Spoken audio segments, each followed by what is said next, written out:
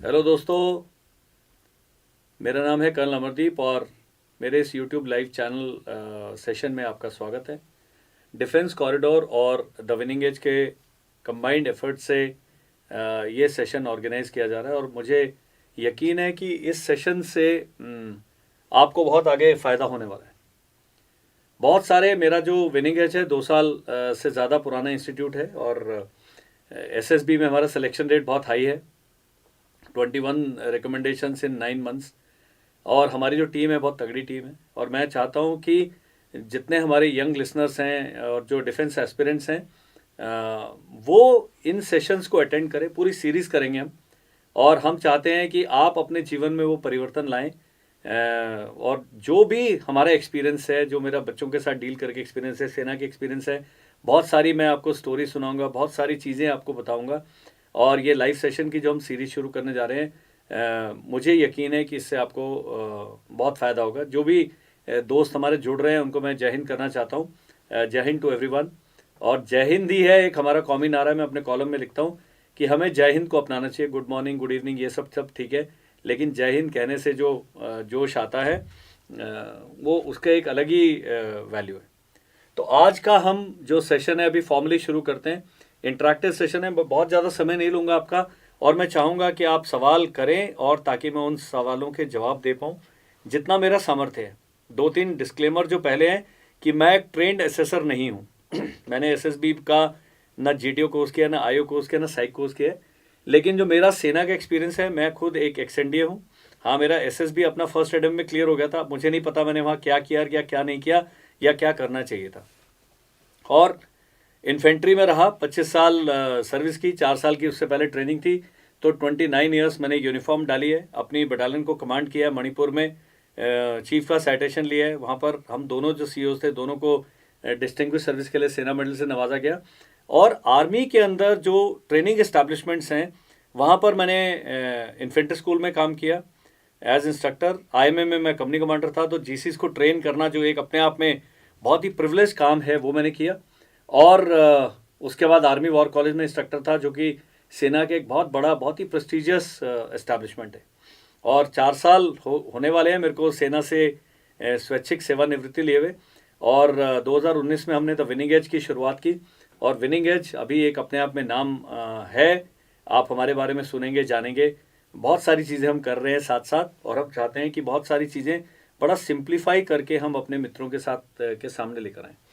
तो defence corridor के जो संदीप जी हैं उनको मैं एक्नॉलेज करना चाहता हूँ कि he approach me and he says कि आप हमारे साथ मिलके करें। बहुत अच्छा है, मेरा भी एम है।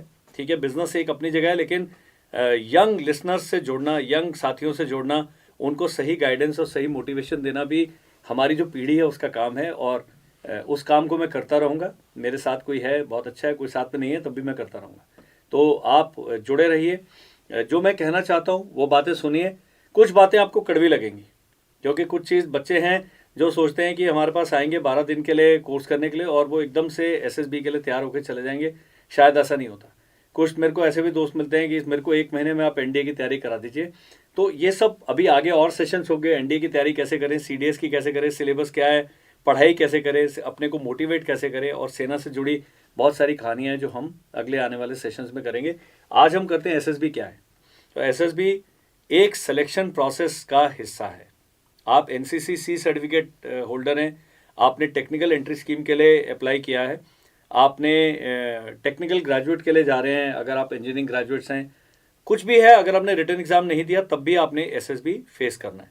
अगर आप एनडीए, सीडीएस, एफकैट, आईनेट, एसीसी किसी भी प्रकार से रिटर्न एग्जाम पास करते हैं, टीए का रिटर्न एग्जाम पास करते हैं, तो अभी आपने एसएसबी देना है। मतलब अगर आप सेना में अधिकारी बनना चाहते हैं तो एसएसबी एक ज़रूरी हिस्सा है सिलेक्शन प्रोसेस का। इसके बारे में जितना जल्दी आप समझ लें उतना अच्छा होगा। तो आप अगर अपना फीडबैक देते रहेंगे, कमेंट में लिखते रहेंगे, मेरे सामने चैट बॉक्स खुला हुआ है, तो आपके जो कमेंट्स आते रहते हैं उससे मुझे फीडबैक मिलता रहेगा कि मेरा सेशन जो है वो ठीक ठाक चल रहा है और जो मैं कह रहा हूँ आपको समझ आ रहा है। तो कुछ भी आप लिखिए, मैं उसको देखता हूँ।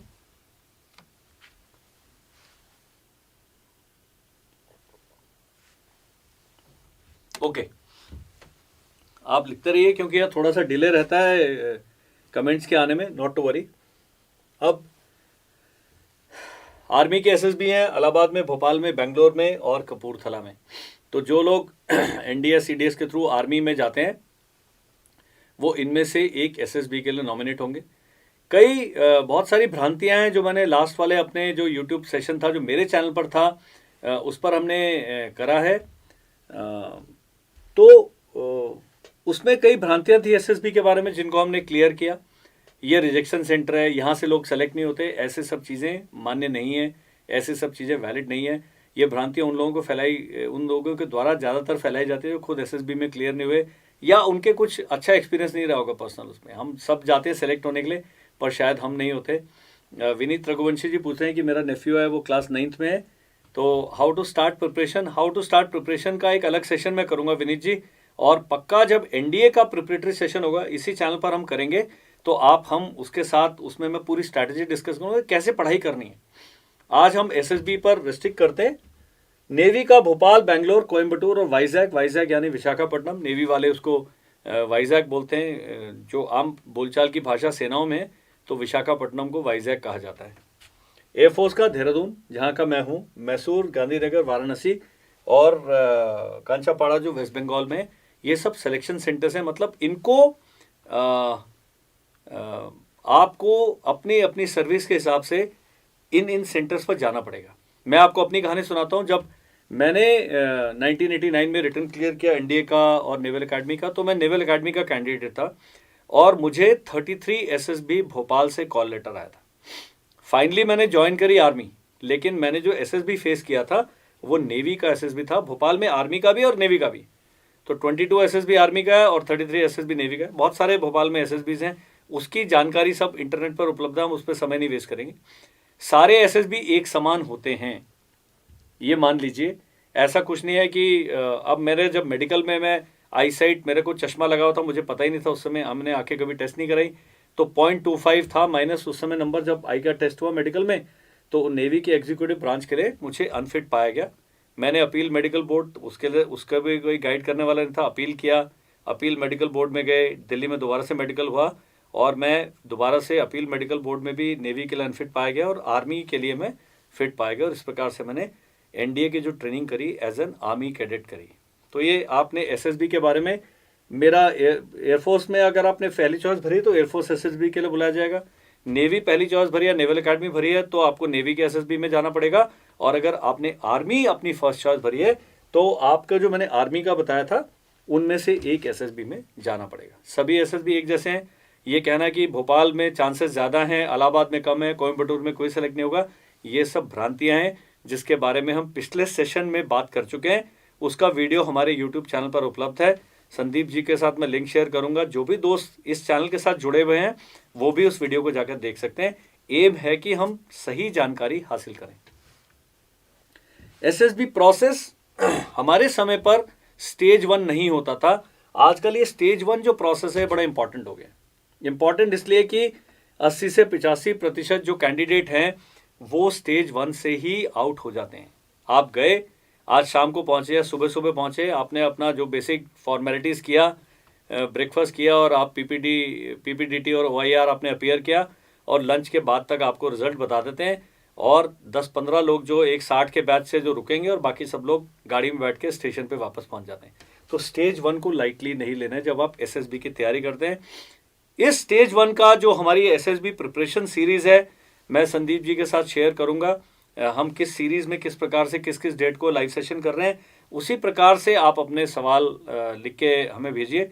आप किसी और लाइव सेशन के बारे में जानना चाहते हैं, कुछ और जानना चाहते हैं कि हम आपसे बात करें, आप पक्का कमेंट बॉक्स में लिखें, तो मुझे बहुत अच्छा लगेगा आपके बताए हुए टॉपिक पर बातचीत करके।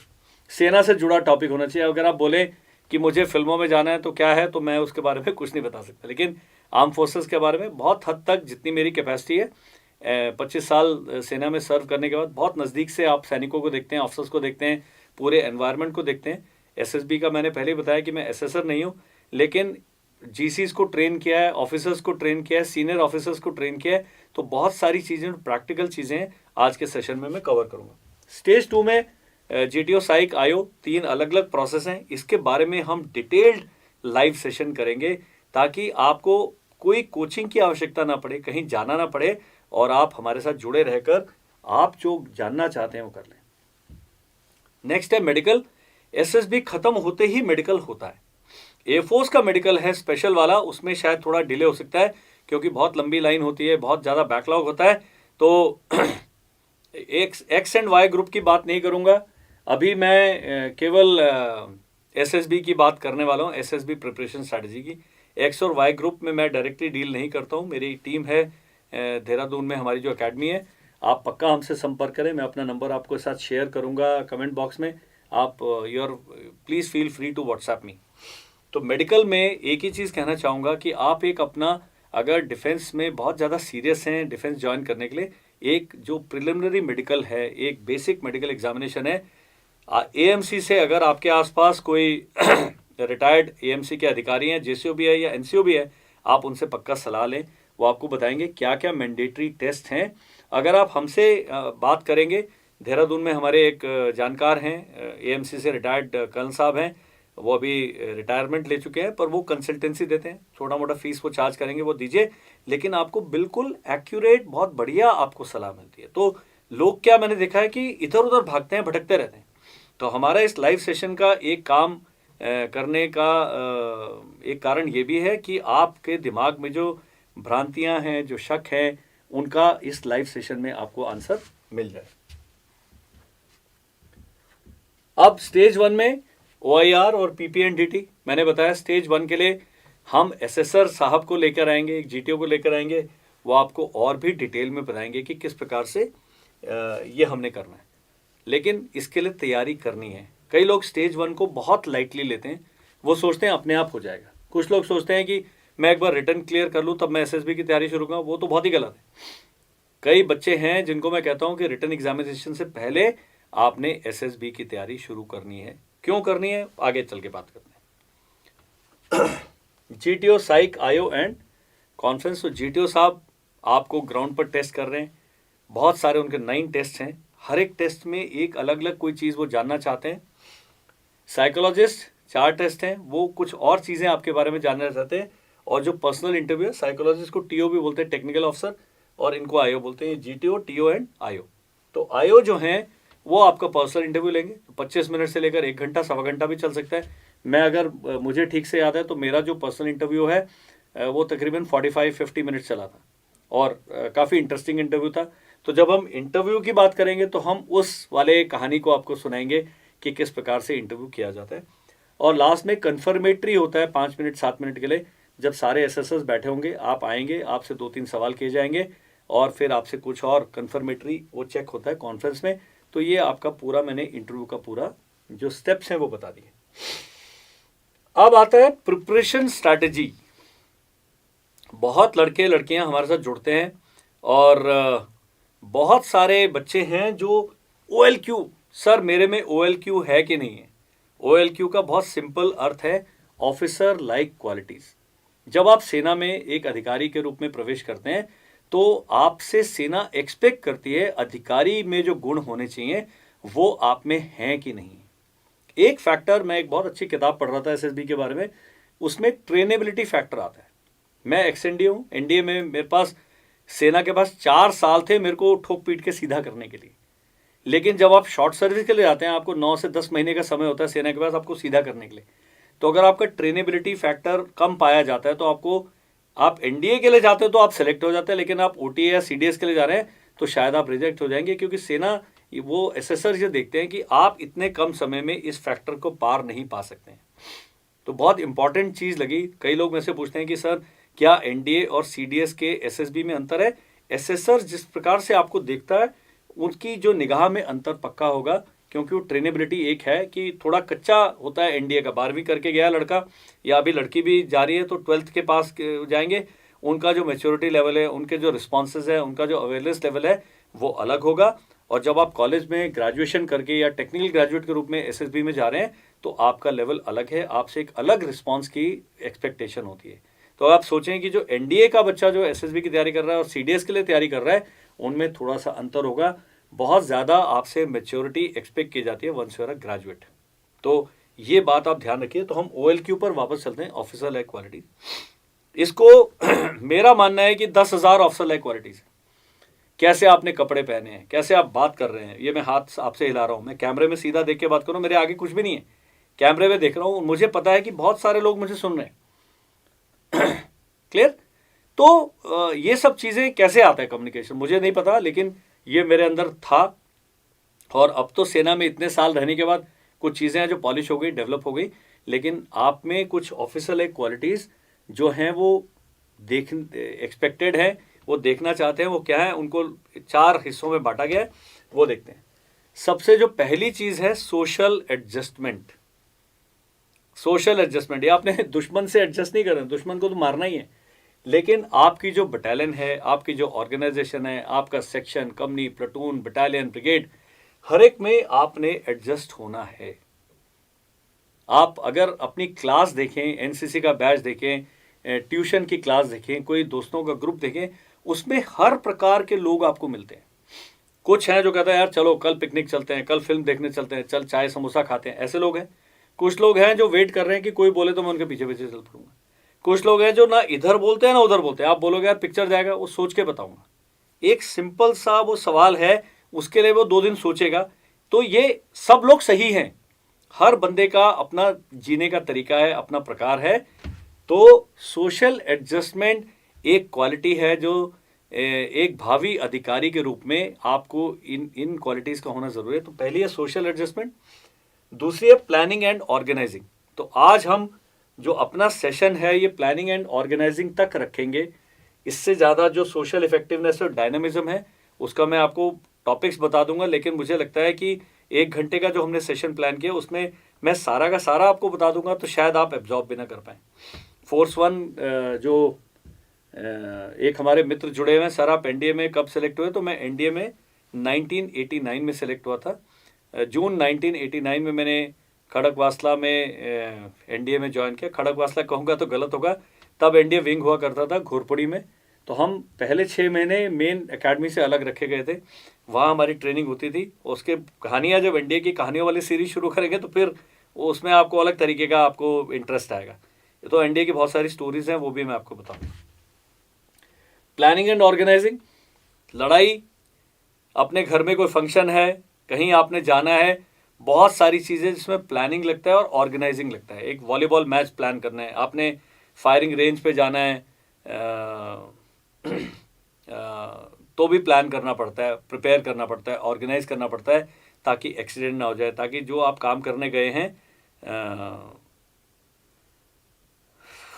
तो ये जो मेडिकल के सवाल जॉइन इंडियन आर्मी जो पूछ रहे हैं, अगर कान के पर्दे में छेद हो उसका ऑपरेशन 2 साल पहले वो ये आपका कमेंट में ये रहने दूंगा क्योंकि मैं डॉक्टर नहीं हूँ। और ये पर इसका मैं आपको सवाल का सही जवाब करके मैं संदीप जी के साथ शेयर करूंगा और वो अपने ही इसके कमेंट बॉक्स में हम आपके इसका कमेंट का रिप्लाई पक्का करेंगे। जुड़े रहिए। तीसरा, सोशल इफेक्टिवनेस। आप एक ग्रुप को इन्फ्लुएंस कर पाते हैं कि नहीं कर पाते? आप अपनी टीम को लीड कर सकते हैं नहीं? क्या आपका जो जवान है, क्या आपके साथी अधिकारी हैं, क्या आपके सीनियर्स हैं, वो आपकी बात से सहमत होंगे कि नहीं? आप कितने इफेक्टिव हैं? ये एक बहुत ज़रूरी एक अधिकारियों की क्वालिटी है। और डायनामिज्म, डायनामिज्म मतलब जोश, हाउस द जोश हाई सर, वो डायनामिज्म है। करंट होना चाहिए। तो जब करंट है तभी आपने विकी कौशल जी को देखा, वो एक एसएफ का ऑपरेशन था, स्पेशल फोर्सेस के साथ हमने बड़ा सारा काम किया है, कई ऑपरेशन में हम उनके रिजर्व रहे हैं, कई अधिकारियों के साथ बहुत अच्छे से जानने का मौका मिला है, एक अलग तरीके का। और फौजियों के साथ तो सारी ज़िंदगी हमने आर्मी में बिताई है। तो ये 4 जो बड़े बड़े ग्रुप्स हैं इनके बारे में हम आज पहले 2 ग्रुप्स के बारे में बात करेंगे। मेरे ख्याल से 3-4 दिन बाद हम दूसरा एक लाइव सेशन करेंगे पक्का। हम आपको उसके बारे में आगे भी बताऊंगा। अभी चलते हैं सोशल एडजस्टमेंट। उसमें पहला फैक्टर है सोशल एडेप्टेबिलिटी। एडेप्टेबिलिटी मतलब किसी के अनुसार अपने को एडजस्ट करने की क्षमता। आप गए एक शादी के फंक्शन में गए और वहां पर सारे स्ट्रेंजर्स हैं, कोई भी आपको नहीं जानता है। एक तरीका है कि आप कोने में खड़े रहें और देखते रहें सबको, और फिर जब खाना अनाउंस होता है तो आप खाने की प्लेट लें, खाएं और दूल्हा दुल्हन को जो भी आपने गिफ्ट देना देके चलें। दूसरा जो व्यक्ति है वो नियरेस्ट व्यक्ति को देखेगा या ग्रुप को देखेगा, वो बोलेगा नमस्कार जी, मेरा नाम सो एंड सो है और मैं यहाँ से आया हूँ, आप कहाँ से हैं, मैं दूल्हे का दोस्त हूँ, मैं उसके साथ पढ़ा करता था, ये करता था। ये एक अलग अलग लेवल है। और थोड़ी देर बाद आप देखेंगे कि जो दूसरा वाला व्यक्ति है ये पूरी उसमें घुल मिल गया है, अलग थलग नहीं खड़ा है। तो अगर सेना में अधिकारी के रूप में आप प्रवेश करना चाहते हैं तो पहला उदाहरण नहीं बनना है, आपने दूसरा उदाहरण बनना है। कई बार होता है कि आपने देखा बस में 15 लोग बैठे हैं और एक 16वां बंदा चढ़ गया, 15 ही सीटें थी, तो एक बंदा जो है वो खड़ा हो जाएगा कि अरे मैडम आप इधर बैठ जाइए, या एक खड़ा होगा वो कहेगा आप एडजस्ट कर लीजिए, और हम सारे मिलजुल के बैठ जाते हैं, या कोई कहेगा सामान ऊपर रख दो। ऐसे आपने देखे अपने आसपास। ये वो व्यक्ति है जो सोशल एडेप्टेबिलिटी, अपनी सोशली अडेप्ट होने की कोशिश कर रहा है, एक ग्रुप में एडजस्ट कर रहा है।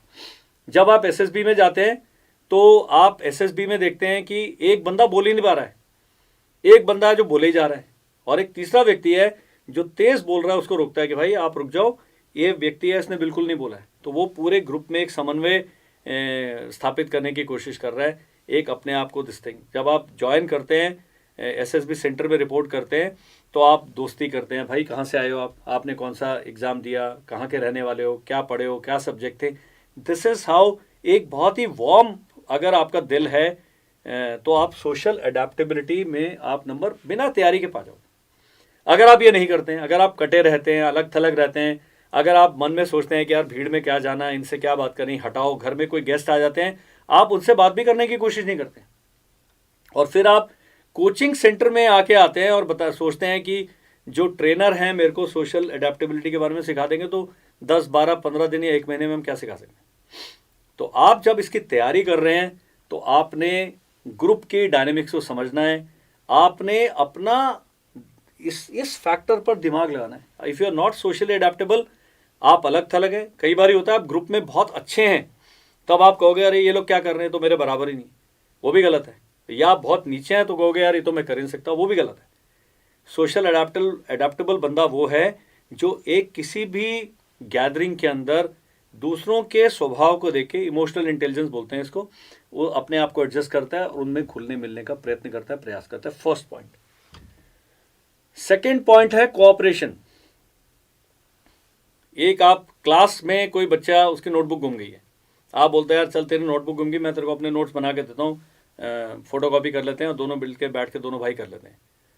कुछ होता है कि मेरा कोई बंदा 4 दिन छुट्टी पे चला गया और अब टेस्ट आने वाला है, आप बोलते हो यार मैं तेरे को चल एक्स्ट्रा 1 घंटा मैं आ जाऊँगा पढ़ने, हम साथ में पढ़ लेते हैं। कोई काम टीचर ने आपको दिया है, आप कहोगे हम सब मिल के कर लेते हैं। तो ऐसा जो चीज़ है कोऑपरेशन, अपना भाई, आपके सिस्टर, आपके माता पिता, आपके दोस्त, आपका मोहल्ला, वहाँ पर अगर आप मिलजुल के कार्रवाई करते हैं तो एक कोऑपरेशन का जो फैक्टर है आप में नेचुरल डेवलप होता है। इसको सीखा नहीं जा सकता, ये सब साइकोलॉजिकल फैक्टर्स हैं। अगर आप सोचेंगे कि कर्नल अमरदीप की एकेडमी में गया और ये मेरे को सोशल एडजस्टमेंट वो सिखा देंगे, तो मैं कैसे सिखाऊंगा, आप मुझे बताइए। ये आपने अपने जीवन में उतारना है। ये सेशन का यही अर्थ है आप लोगों से बात करने का, अदरवाइज कोई पॉइंट ही नहीं है। आप इसको सीख नहीं सकते, आप इसको करना ही होगा। तो कोऑपरेशन का मतलब एक अगर टास्क मिला है पूरे ग्रुप को, आपने मिलजुल के करना है। 2 तरीके के लोग होते हैं, एक कहता है कि यार तुम लोग ही कर लो, मैं नहीं करूँगा। एक कहता आ जाओ भाई मेरे साथ, हम मिल के करते हैं। वो जो सेकंड वाला अगर आपका माइंडसेट है तो ये कोऑपरेशन पर आपको ज़्यादा मेहनत नहीं करनी। अगर आपका पहले वाला माइंडसेट है, आप किसी के साथ मिलना पसंद नहीं करते, किसी के साथ मिल के काम करना पसंद नहीं करते, कोई लोड लेना पसंद नहीं करते, अगर आपको कोई टास्क दे दें, 3 भाई है आप घर में, मम्मी बोलती है यार तुम तीनों मिलके काम कर लो, आप बोलो अरे मेरे को इतना काम क्यों दे दिया, गलत है। आपने बल्कि सोचना है कि पूरा अच्छे से डिस्ट्रीब्यूट हुआ है, मेरे को अपना काम करना है, फिर अपना काम करके अपने भाई से पूछना है या सिस्टर से पूछना है कि क्या मैं आपकी हेल्प कर सकता हूँ। तो ये कोऑपरेशन है। अब ये कहाँ एसएसबी में चेक होता है, बाद में बात होगी। तो जब आप ग्रुप टास्क कर रहे हैं, जब एक ग्रुप में कार्रवाई कर रहे हैं, तब आप देखिए कि हम कोऑपरेट कर रहे हैं कि नहीं कर रहे हैं।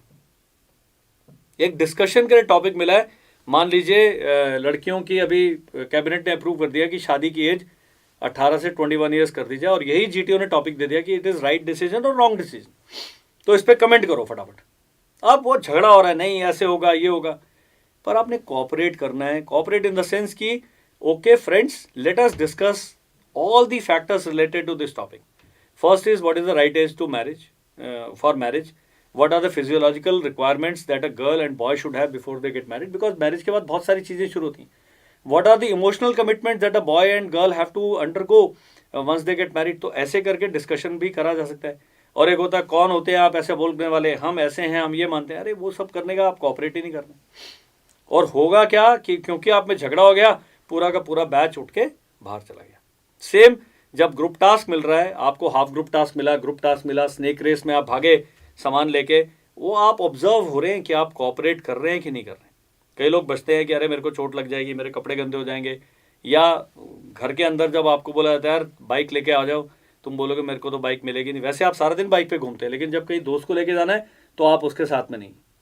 तो ये कॉपरेशन फैक्टर आप अपने आप इस सेशन के बाद अंदर झांकिएगा, आप कहाँ हैं वो देखिएगा. आपके कमेंट्स की मैं प्रतीक्षा कर रहा हूँ. कमेंट्स नहीं आ रहे हैं या यहाँ पर लेट आ रहे हैं तो आप please keep writing your comments. Next factor पे चलते हैं, सेंस ऑफ रिस्पॉन्सिबिलिटी. ये जो एक फैक्टर है, इस पे मैं बहुत देर तक बात करना चाहता हूँ. पानी का एक गिलास पी लेता हूँ, एक घूंट.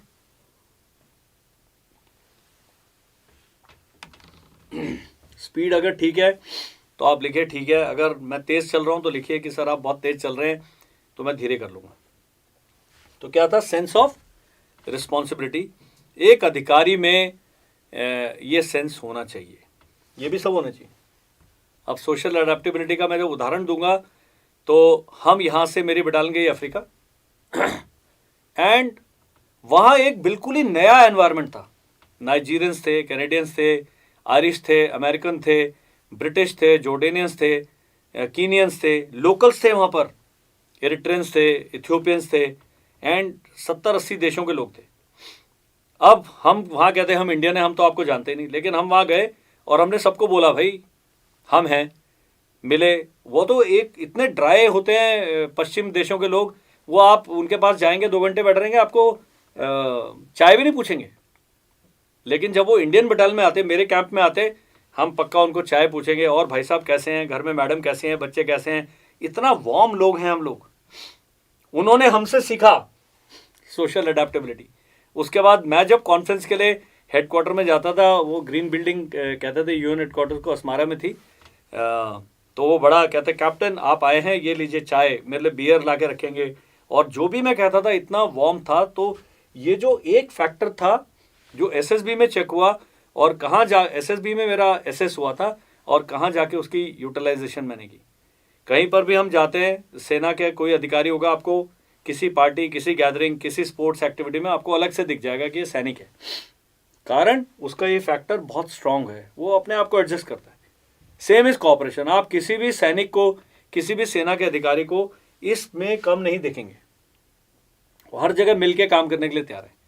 लेकिन जो सबसे इंपॉर्टेंट है इस वाले पहले वाले सोशल एडजस्टमेंट फैक्टर में, वो है sense of responsibility. So Vineet ji पूछ रहे हैं कि what activities can we perform to with the children to get this qualities. Vineet ji, मैंने एक ब्लॉग भी लिखा है ये सारी चीज़ें डेवलप करने के लिए, वो भी आपके साथ शेयर करूंगा पक्का. लेकिन हम एज पेरेंट्स सबसे पहले बड़ी गलतियां क्या करते हैं, हम अपने बच्चे को सब चीज़ों से बचा के रखते हैं. बेटा तुम मत करो, मैं कर लूँगा. क्यों कर लेंगे आप? आपने बोला भाई साहब ये आपका स्कूल बैग है, इसकी जिम्मेदारी आपकी है, किताब फाड़ेंगे नहीं मिलेगी, इस पर कवर चढ़ाइए. आप उसको बताइए, बच्चा चढ़ा लेगा. 5वीं 6वीं 7वीं में बच्चा इतना केपेबल होता है कि अपने जूते पॉलिश कर सकता है, अपने कपड़े कम से कम कमरे से उठा के वॉशिंग मशीन तक ले आ सकता है, धोने के लिए आपकी माता जी को दे सकता है, मेड है तो उसको दे सकते हैं. वो अपना कमरा साफ कर सकता है, डस्टिंग कर सकता है, उसके लिए कोई वो नहीं लग रहा. बाहर पौधे हैं उनको पानी दे सकता है. तो ये जब चीज़ें आप बच्चों को पहले से करवाने की आदत डालेंगे, आप उसको ग्रुप में खेलने के लिए भेजेंगे, आप पक्का करिए.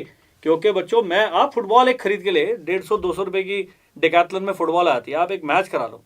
वो बच्चों को हम थोड़ा सा रफ इट आउट करने दें, उनको थोड़ा आउटडोर बनाएं, एक ग्रुप के अंदर उनको करने दें, तब वो सोशल एडजस्टमेंट मतलब अपने से, अपने परिवार के अलावा बाकी लोगों से एडजस्ट करना बहुत ज़रूरी है. और अगर आप बचपन से ये कर रहे हैं, उनमें आदतें डाल रहे हैं, तो आप देखेंगे कि बच्चा बड़ा नेचुरली सोशली अडेप्टेबल पाया जाएगा. वो झगड़ा करके आता, पक्का उससे पूछे भाई क्यों झगड़ा हुआ, किसकी गलती थी, ये थी, उनको गाइड करें, ये करें. ताकि वो स्कूल में जाके गड़बड़ ना करे।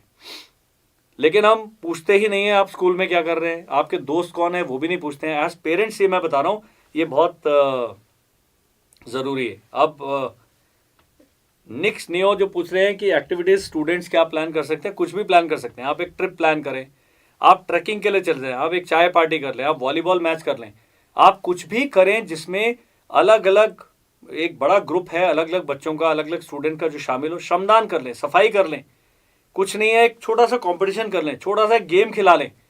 हर चीज़ में ये चीज़ें जो है बच्चा सीखता है। वॉलीबॉल अगर गेम देखें तो कोऑपरेशन वॉलीबॉल में एक बंदा बॉल रिसीव कर रहा है, दूसरा उसको लिफ्ट कर रहा है, तीसरा उसको स्मैश कर रहा है, और बैलेंस टीम है और स्मैश का जो जवाब आएगा उसके लिए पूरी तैयार है। फुटबॉल देखें, क्रिकेट देखें, जब फील्डिंग जो टीम कर रही है, इतना ज़्यादा इसमें गेम्स एंड स्पोर्ट्स में ये चीज़ें सोशल एडजस्टमेंट की देखने को मिलती हैं।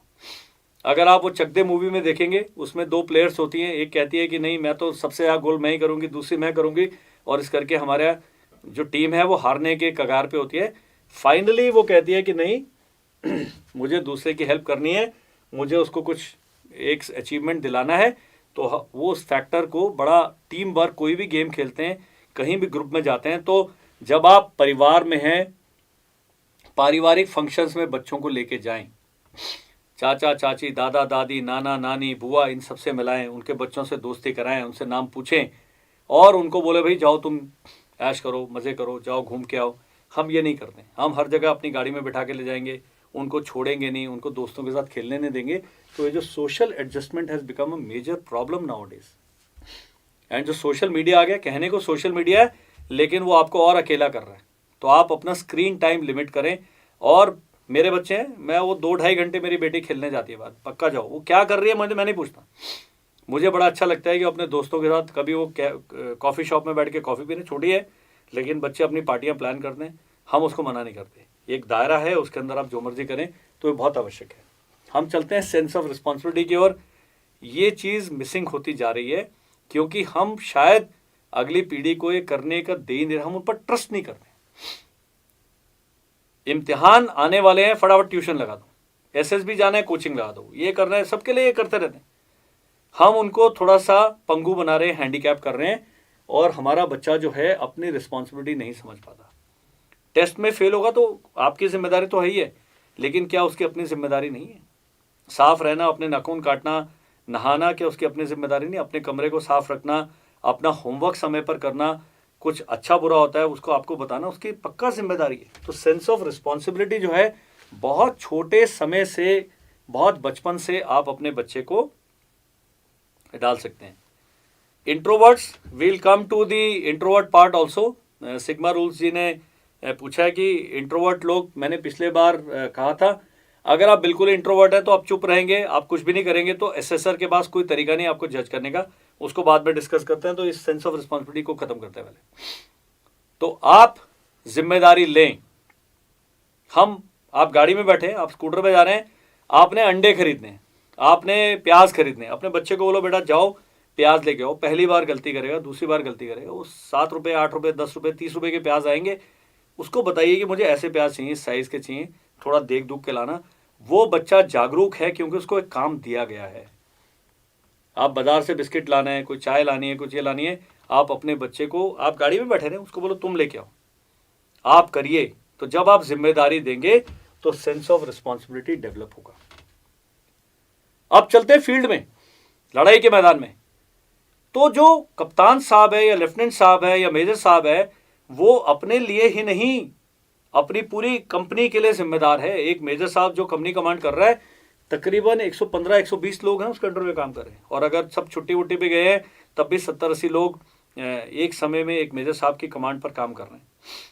मैं मणिपुर में जब सीओ था तो मेरे हर 544 स्क्वायर किलोमीटर का इलाका था मेरी बटालियन के पास, इसको आप अगर 4 से भाग कर देंगे तो एक राइफल कंपनी के पास तकरीबन 150 स्क्वायर किलोमीटर, इतना बड़ा इलाका है उन 100 बंदों के पास में। वो मेजर साहब का काम है, उसमें आईडी ब्लास्ट नहीं होना चाहिए, कोई टेररिस्ट अटैक नहीं होना चाहिए, रोड ओपनिंग हो रहा है तो वो भी होगा, खबर भी मिलनी चाहिए अगर कोई टेररिस्ट एक्टिविटी। आप देखिए कि कितना जिम्मेदारी वाला काम। मैं जब कप्तान साहब था तो हमारी बटालियन नॉमिनेट हुई यहाँ से अफ्रीका जाने के लिए, तो मेरे सीओ ने मुझे बुलाया, उन्होंने कहा भाई अमरदीप भाई साहब, आपने सारा जो इंडिया से सामान है यहाँ से अफ्रीका जाना है, दिल्ली से 250 सी कंटेनर 40 फुट के भर के सामान दिल्ली से पहले बॉम्बे, बॉम्बे से शिप में लोड होना है और शिप से वो जाएगा मसावा जो पोर्ट है एरिट्रिया का, वहाँ पर ऑफलोड होगा, वहाँ पर दूसरे ट्रकों में लोड होगा। आप देखिए कि एक कैप्टन जो है कितना बड़ा जिम्मेदारी उस पर डाली जा सकती है। सिमिलरली जब आप टेररिस्ट एक घर के अंदर आ गए या दुश्मन पोस्ट पे फायर कर रहा है, वो अपने आप उसकी अपनी जिम्मेदारी है। तो जब सेंस ऑफ रिस्पॉन्सिबिलिटी है, अगर आप जिम्मेदारी नहीं समझेंगे तो आप हमेशा ऊपर से आदेश की इंतज़ार करते रहेंगे, जो कि गलत है, जो कि हानिकारक हो सकता है आपके लिए, आपकी जान भी ले सकता है, आपके जो कमांड में जो जवान है उनकी जान भी जा सकती है। तो ये जो फैक्टर्स हैं ये बहुत बाद में टेस्ट होते हैं, बहुत बाद में यूज़ आता है इनका, लेकिन एसएस जो होते हैं वो एसएसबी में होते हैं, और डेवलप जो होते हैं वो आप जब 5वीं 6ठी में हैं, दूसरी तीसरी में हैं, तब से पेरेंट्स हैं, और जब आप स्कूल में हैं, कॉलेज में हैं, over a period of time अगर आप इन चीज़ों में हिस्सा नहीं लेते हैं तो आप लेना शुरू करें।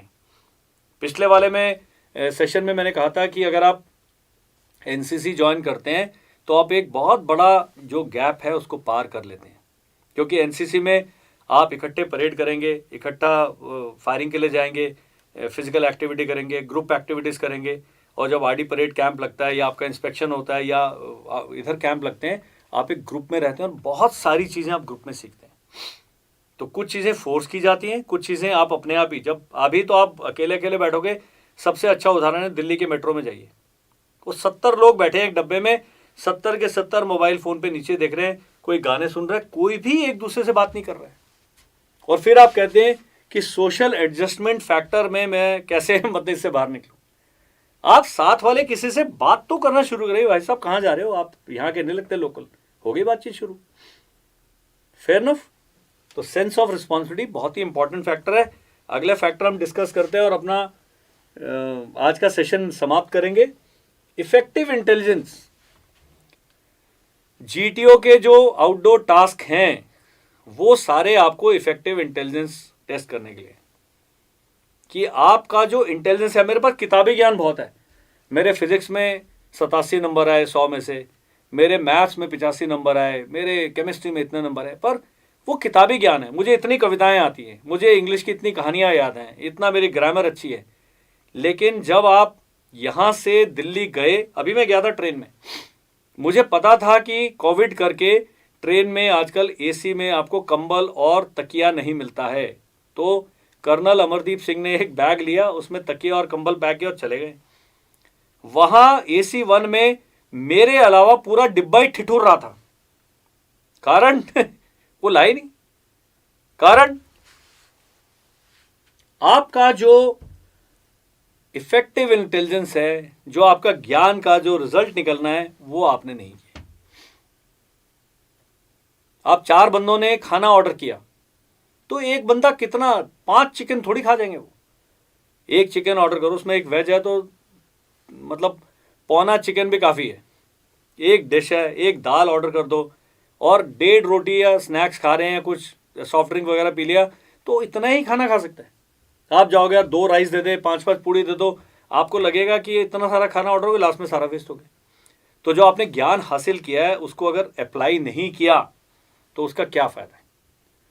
आप जा रहे हैं, आपका स्कूटर पंचर हो गया, अरे कोई बात नहीं है, स्कूटर पंचर हुआ, अगर स्कूटर में पहिया खोलने वाले आपके पास टूल हैं, स्टैंड पे खड़ा करो, पहिया खोलो। आपको नहीं आता, किसी को बोलो भाई हेल्प कर दो, नहीं तो स्कूटर को वहाँ लॉक करें, पैदल जाएं, नियरेस्ट हेल्प ढूंढने लेके आ जाए। इसमें मतलब सीखने वाली क्या बात है। बड़ी इफेक्टिव इंटेलिजेंस लोग नहीं डिस्प्ले करते हैं, ना उसके बारे में वो करते हैं। हम कुछ भी प्लान नहीं करते हैं। अगर मैं आपको बोलूं कि आपने हवाई जहाज से जाना है, सबसे पहले पूछो भाई टोटल बैगेज कितना अलाउड है, फिर आप देखिए कि मुझे वहाँ कहाँ करना है। मुझे शादी में जाना है, एक ऐसे कपड़े हैं, ये खरीद सकते हैं, ये खरीद सकते हैं, ये वहाँ मिल जाएगा, ब्रश वहीं खरीद लो, टूथपेस्ट वहीं खरीद लो, भारी सामान मत लेके जाओ। तो जब आपका वज़न ज़्यादा है और आपके पास लिमिट है तो आप इसका इस्तेमाल करेंगे। लड़ाई में तो केवल यही इस्तेमाल होता है, इफेक्टिव इंटेलिजेंस ही। टेररिस्ट वहाँ से निकलेंगे, मुझे एम्बुश यहाँ लगाना है, दुश्मन का गोला यहाँ गिर रहा है, मतलब उसकी तोपें वहाँ लगी हैं, मैं वहाँ पर काउंटर बम्बार्डमेंट कर सकता हूँ। इतनी सारी चीज़ें, मैं कंफ्यूज नहीं करना चाहता, लेकिन हम कुछ भी प्लान नहीं करते। आप एक सिंपल पिकनिक प्लान करिए, आपकी सारी इफेक्टिव इंटेलिजेंस की प्रैक्टिस हो जाती है। खाना कौन लाएगा, फोटोग्राफी कौन करेगा, फोटो को एडिट कौन करेगा, ग्रुप बनाइए, कहाँ मिलना है, कौन गाड़ी हायर करेगा, कौन हिसाब किताब रखेगा, ये सारी चीज़ें हैं। इसको प्रैक्टिस करने के लिए कोई कोचिंग इंस्टीट्यूट आपको ये सब नहीं सिखा सकता इन 10-12 डेज और 1 मंथ। यह आपने अपनी लाइफ में करना है, बट हम नहीं कर रहे हैं। आपके स्कूल की तरफ से ट्रिप जा रही है, इफेक्टिव इंटेलिजेंस है आपके एग्जाम। भाई 2 महीने बाद एग्जाम है, अब सबसे पहले पूछो भाई एमसीक्यू है कि वो है ऑब्जेक्टिव है, सब्जेक्टिव एग्जाम है, क्या क्या सिलेबस है, वो ये सब तरीका है। हर चीज़ को आप तोड़िए छोटे छोटे पार्ट्स में, उसको तब करिए। अगला आता है रीजनिंग एबिलिटी।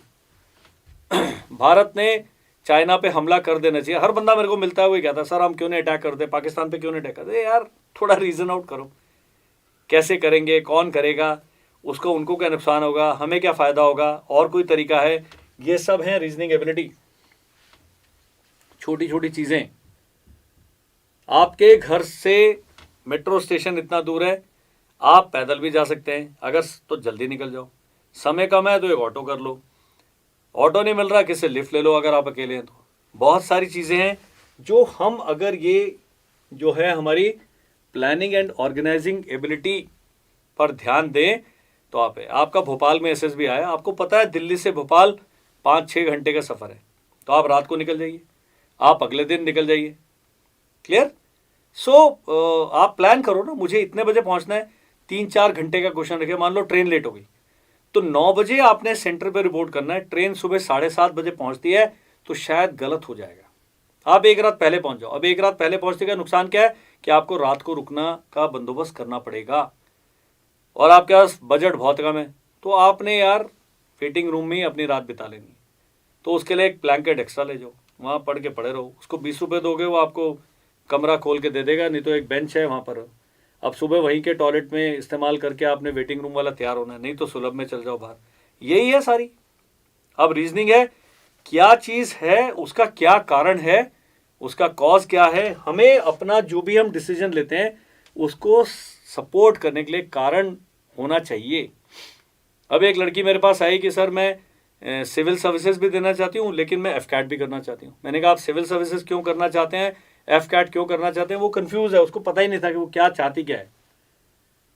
जब आईओ आपसे पूछ रहा है या जीटीओ आपसे पूछ रहा है कि भाई ये ऐसा क्यों कर रहे हो, तो आप बताइए कि मुझे यहाँ से वहाँ पहुँचना है और वो दूरी 8 फुट है, ये मेरे पास 5 फुट का एक फट्टा है और 6 फुट की एक बल्ली है, तो दोनों को मैं अगर ऐसे लगाऊंगा तो ऐसे करके हम पहुँच जाएंगे। रीज़न है simple, but we are unable to do that. Organizing ability, कुछ भी आप ऑर्गेनाइज करें अपने घर वालों में अंताक्षरी ऑर्गेनाइज करो, चाय पकौड़ा पार्टी ऑर्गेनाइज करो कि भाई पकौड़े, वो भी टाइम लगता है।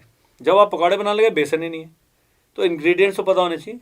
ब्रेड एक लानी है या प्याज के पकौड़े बनने, आलू के, वो चीज़ें चाहिए। एक फिर उसके साथ हरी चटनी होती तो माता जी बोले यार यार चटनी होती तो और मज़ा आता। ये ऑर्गेनाइजिंग एबिलिटी है, वहीं से प्रैक्टिस करनी है। तो जब आप ग्रुप प्लानिंग एक्सरसाइज कर रहे हैं, वहाँ रीजनिंग भी इस्तेमाल हो रहा है, इफेक्टिव इंटेलिजेंस भी इस्तेमाल हो रहा है, ऑर्गेनाइजिंग एबिलिटी भी इस्तेमाल हो रही है। जब आप कमांड टास्क कर रहे हैं तो जीटीओ ये सब टेस्ट कर रहे हैं। अब अगला, और जो ये सवाल भी था कि क्या इंट्रोवर्ट क्रैक एसएसबी कर सकते हैं? प्रैक्टिस करनी पड़ेगी, कर सारे कर सकते हैं। Power of expression, very very very very important. आपका ज्ञान का भंडार है आप, लेकिन आप उसको कन्वे नहीं कर पा रहे हैं। सवाल मेरे से जो लोग पूछते हैं, सर मुझे इंग्लिश बोलनी नहीं आती है, तो सीख लो। एकदम 3 दिन में नहीं आएगी, साल लगता है। वो बहुत कम इंग्लिश बोलनी होती है। Okay, go there, come here, my name is so and so, I belong to this place, I studied in this school, my father is a government servant, my mother is a housewife. इसमें तो कहीं पर भी grammar भी नहीं आई, कोई Shakespeare की कहानी भी नहीं आई, तो बिल्कुल सादे बोलचाल के सेंटेंसेस हैं।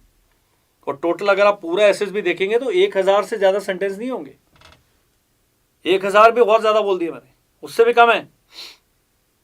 पर्सनल इंटरव्यू में पूछता है, yes tell me about yourself, sir I, बता दो अपना यार, 10 सेंटेंस बोलने इंग्लिश के, लेकिन बोलना है। अब है कि मैं लॉजिकली नहीं हूं। पावर ऑफ एक्सप्रेशन है, तो पावर ऑफ एक्सप्रेशन में ऑर्गेनाइजेशन ऑफ थॉट्स बहुत जरूरी है। अब मुझे आज का सेशन लेना है, 1 घंटा है और मेरे पास 4 टॉपिक थे आपसे बात करने के लिए। जब मैंने देखा एक टॉपिक पे इतना समय लगेगा, मैंने पहले ही बोल दिया कि आज हम केवल 2 ही फैक्टर डिस्कस करेंगे, social adjustment and planning and organizing. क्योंकि अगर बाकी करने लगा मैं टाइम प्लान से आउट चला जाऊंगा, क्या फायदा हो करके, आपका भी टाइम वेस्ट होगा, मेरा भी टाइम वेस्ट होगा। क्योंकि मुझे पता है कि 1 घंटे का सेशन एब्जॉर्ब करने के लिए एक दिन में इतना ही काफ़ी है, बहुत ज़्यादा हैवी डोज है। अब आता है पावर ऑफ एक्सप्रेशन। तो पावर ऑफ एक्सप्रेशन आपका जो कम्युनिकेशन स्किल्स का हिस्सा है, आपको आना चाहिए। प्रैक्टिस कैसे करें? प्रैक्टिस है अपने ग्रुप के अंदर आप एक छोटा सा डिबेट करें, छोटा सा, कि यार स्कूल खुलने चाहिए कि बंद होने चाहिए, कोविड आने वाला है या 3rd वेव आने वाली है, तो हमारे को क्या क्या करना चाहिए। ये एक ग्रुप डिस्कशन करिए कि मास्क भी करना चाहिए, सोशल डिस्टेंसिंग भी मेंटेन करना चाहिए, घर में राशन भी स्टॉक करना पड़ेगा, ऑनलाइन पढ़ाई की भी तैयारी करनी है, अपने आगे वाले कॉम्पिटिटिव एग्जाम की भी तैयारी करनी है। ये हो गया आपका। जब आप एक्सप्रेस कर रहे हैं तो अपने थॉट्स को लॉजिकली ऑर्गेनाइज करें। अब ग्रुप डिस्कशन में एक सिंपल सा टॉपिक आता है कि should girls be allowed in military academies और नॉट।